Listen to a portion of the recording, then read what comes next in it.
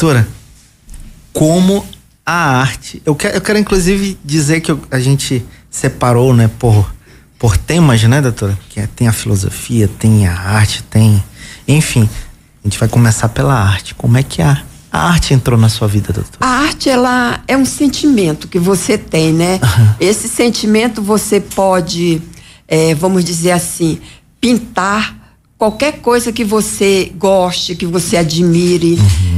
Meu professor me ensinou que se você não pode ir à Europa conhecer os grandes artistas, os grandes museus de artes, você pode pintar o seu bairro, a sua casa, o centro social onde você vive. E aí você pode fazer um belíssimo quadro, escolhendo o seu estilo, de acordo com suas características. A obra, ela tem uma dimensão de 80 de altura por 1,20 m. Então, eu gostaria de, primeiramente, de informar que eu elaborei em 3 planos. O primeiro plano é esse quadro aqui que vocês estão vendo, essa multidão de gente aqui, ó. Essa multidão. O segundo plano são as montanhas. E o terceiro plano é esse céu aqui, bem rabuscado, que todos nós já conhecemos. Né? Então, o que a palavra de Deus diz? Que essa mulher, ela sofreu de um fluxo de sangue durante 12 anos. Uau. E durante esses 12 anos, ela gastou todos os seus haveres procurando um médico, uma pessoa que lhe trouxesse a cura, e não a encontrou.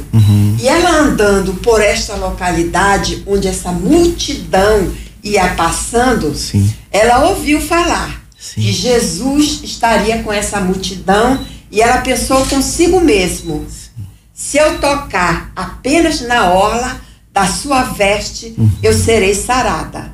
Ela não verbalizou, ela apenas pensou. Então, vou abrir aqui um parêntese para falar um pouco a respeito das mulheres. Aqui eu fiz uma mulher com um cântaro. Aqui a segunda com esta outra e uma terceira aqui atrás, né? Além da principal. Então as mulheres da época, elas eram consideradas inúteis. Elas só serviam para reprodução sexual e criar as crianças, né? Os filhos que a tivessem. E elas teriam ainda por obrigação, imposta pelos homens, e pegar água com seu cântaro distante lá no poço. Retornar e trazer essa água para os homens, os marmanjos, né? Que eles tomavam, primeiro eles tomavam a água, depois que eram os velhos e finalmente as crianças, e no fim de tudo elas. Então, se você observar, naquela época já havia uma discriminação muito grande a respeito do tema com as mulheres. E essa mulher, ela se disponibilizou em buscar água para essas mulheres, né? Elas se disponibilizavam em buscar água para fazer a vontade dos homens, porque elas eram consideradas inúteis. Não é como hoje. Hoje a mulher é poderosa, empoderada, e isso e mais aquilo outro, né? Mas voltando aqui para a mulher do fluxo de sangue, quando ela pensou que ela poderia ser curada, que apenas ela tocasse na orla de Jesus, ela ficaria curada. Então ela sofreu com este fluxo. E foi curada, né? E foi. Ela sofreu durante 12 anos.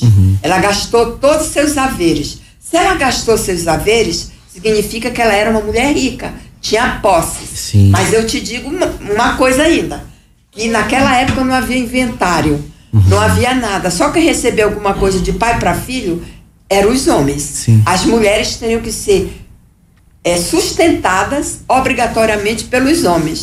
E a partir do momento que deixasse a mulher, ela ficaria assim, separada, né? Não teria mais nenhum contato com a sociedade, porque ela era considerada uma mulher desprezada. Mas essa mulher, ela foi ousada.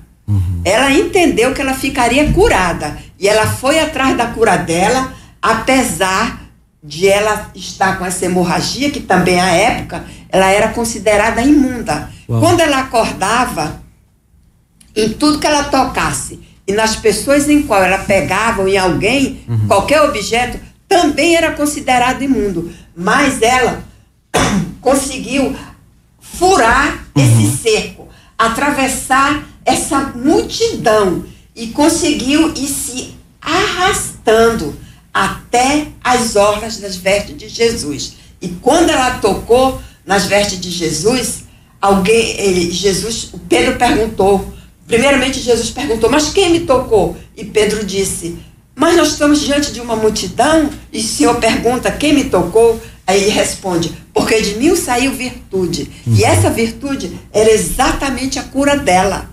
E imediatamente que ela tocou na veste dele, ela ficou curada. E o que ele disse para a mulher? Ela muito preocupada que em, vamos dizer assim, receber de algo uma repreensão, não. Ele foi compreensivo com ela e disse, a tua fé te curou, vai em paz. Amém.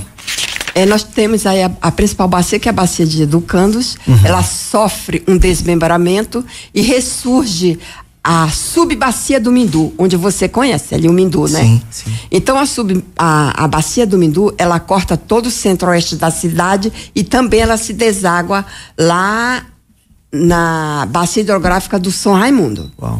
São as três que desaguam lá.